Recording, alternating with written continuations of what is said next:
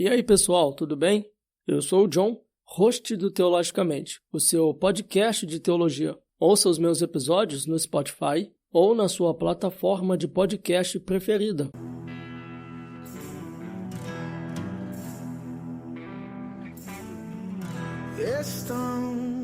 Bem, hoje, dia 31 de outubro, nós estamos comemorando 503 anos da Reforma Protestante. Nós preparamos aqui para você, ouvinte do Teologicamente, um episódio muito especial, onde será falado sobre a Confissão de Fé da Guanabara. Deus precisa de rasas indulgentes. É isso aí, pessoal. Esse episódio está muito bom, está muito bacana, então quero te convidar a embarcar nessa. Que por nossa força abraçal abriremos os portões. Então, sem mais enrolações, vamos para o episódio de hoje. Os cegos ao dizer que tudo que Deus tem pra você é condição.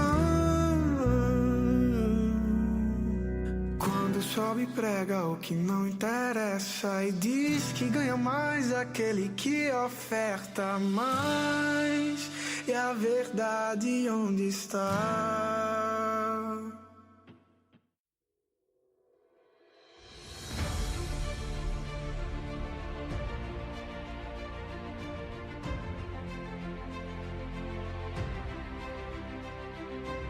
Após as várias transformações no final do século XV, com as grandes navegações, o humanismo e o renascimento, a Igreja estava pronta para mudanças. Influenciado por essas transformações que já vinham ocorrendo na Europa e por um sentimento de decepção, Martinho Lutero, um monge agostiniano, indignado com a postura teológica, moral e espiritual da Igreja Católica Romana, com a venda de indulgências por Johann Tetzel, em 1517, fixou suas 95 teses na porta do castelo de Wittenberg.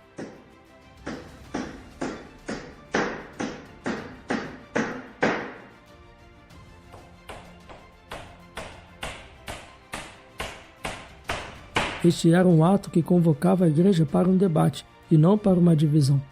Infelizmente, a Igreja não lhe dera ouvidos e, em consequência de suas ações, o Papa Leão X excomungou Lutero.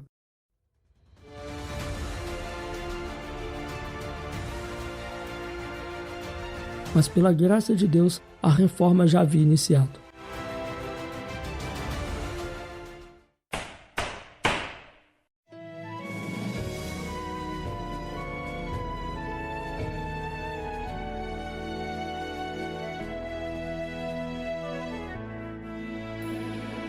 As transformações que já estavam ocorrendo na Europa foram fundamentais, e agora com as ações de Lutero frente à Igreja Católica, a Europa e o mundo nunca mais foram os mesmos, pois houveram transformações sociais significativas na política, na ética, na educação, na economia e principalmente em relação entre o Estado e a Igreja.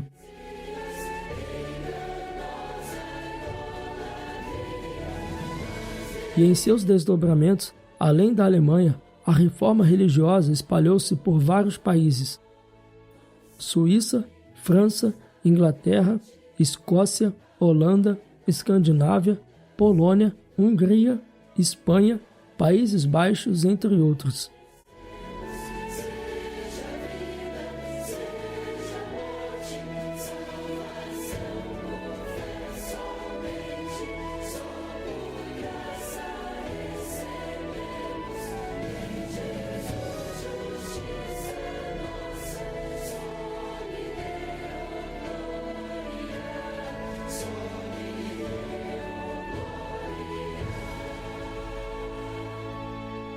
A Reforma Protestante também chegou ao Brasil.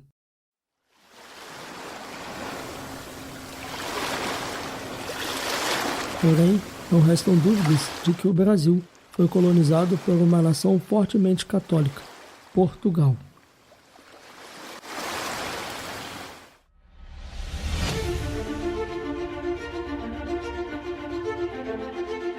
Os jesuítas tiveram um papel de destaque na expansão da fé católica no Brasil. Dessa forma, o Brasil se tornou a maior nação católica do mundo. mas isso não impediu que o Brasil fosse alvo de ações missionárias protestantes. No ano de 1555, chegou ao Brasil, no Rio de Janeiro, uma expedição francesa como uma tentativa de implantação de uma colônia protestante. Essa expedição foi comandada pelo vice-almirante francês Nicolas Durand de Villagnon, de origem católica, e que inicialmente havia aderido à Reforma, e o almirante protestante Gaspar II de Coligny. Eles se fixaram na Baía de Guanabara. Villagnon teria escrito ao reformador João Calvino, que vivia em Genebra, solicitando o envio de pastores protestantes. Entusiasmado com o projeto, Calvino enviou uma segunda expedição composta de um pequeno grupo de calvinistas, liderado pelos pastores Pierre Rocher e Guilherme Chartier. Um dos membros dessa comitiva que chegou ao Brasil em 7 de março de 1557 foi Jean de Lery, que mais tarde escreveria o livro História de uma Viagem à Terra do Brasil, publicado em Paris em 1578. Sem muita demora, 3 dias após a chegada desse pequeno grupo, no dia 10 de março de 1557, foi realizado o primeiro culto protestante no Brasil e das Américas. O sermão estava baseado no Salmo de número 4, verso 27, que diz: "Uma coisa peço ao Senhor e buscarei, que eu possa morar na casa do Senhor todos os dias da minha vida, para contemplar a beleza do Senhor e meditar no seu templo." Esse sermão foi pregado em relação da longa viagem que eles ocorreram, assim como do cuidado de Deus.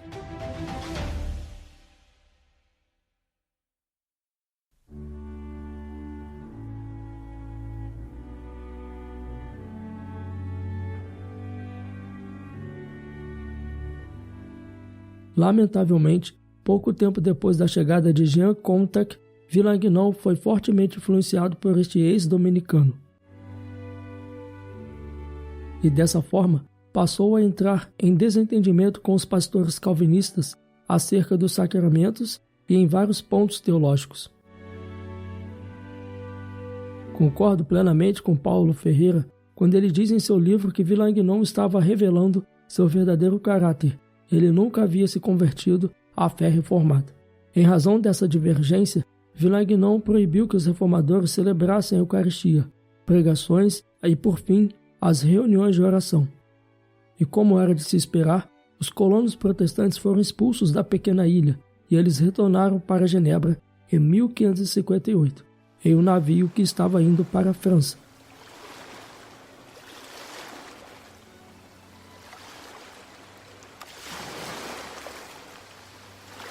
Porém, como nos conta a história, o navio em que eles estavam ameaçou naufragar. E mesmo com risco de morte, 5 deles se ofereceram para retornar à Terra Seca. Dentre eles estavam Jean de Bordel, Mato Vernil, Pierre Bourdon, André Lafont e Jacques Le Baleur. E como era de se esperar, ao pisar em Terra Seca, foram aprisionados.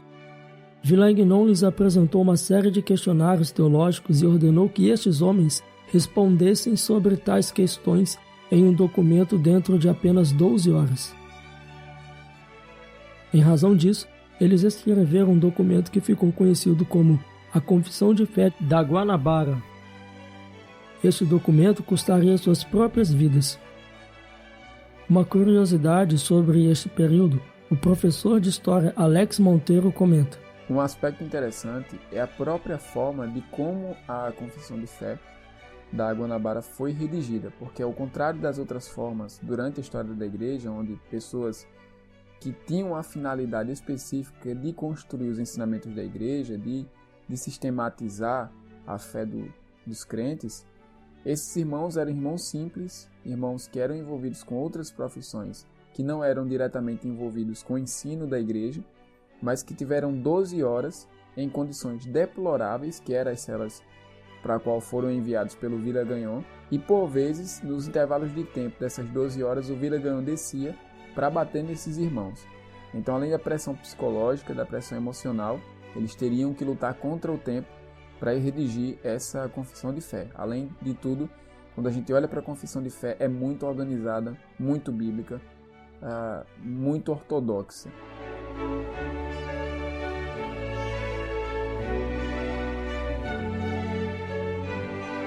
Antes de iniciar a confissão, eles disseram: segundo a doutrina de São Pedro, o apóstolo, em sua primeira epístola, todos os cristãos devem estar sempre prontos para dar razão da esperança que neles há. E isso com toda a doçura e benignidade. Nós, abaixo assinados, Senhor de Villengnon, unanimemente, segundo a medida da graça que o Senhor nos tem concedido, damos razão a cada ponto, como nos haveis apontado e ordenado. Diante da recusa dos calvinistas em abjurar as suas convicções, Villengnon condenou-os à morte. Jean de Bordel, Mathieu Vernil e Pierre Bourdon permaneceram irredutíveis em suas convicções religiosas e foram estrangulados e lançados ao mar. André Lafon, o único alfaiate da colônia, foi poupado sob a condição de que não divulgasse as suas ideias religiosas. Jacques Le Balayeur conseguiu se retirar para a cidade de São Vicente, porém lá foi preso e enviado para a cidade de Salvador, na Bahia, onde ficou preso durante 9 anos. Em 1567, após a expulsão do país de todos os franceses, o governador-geral Mensah levou-o para o Rio de Janeiro, onde ele foi enforcado.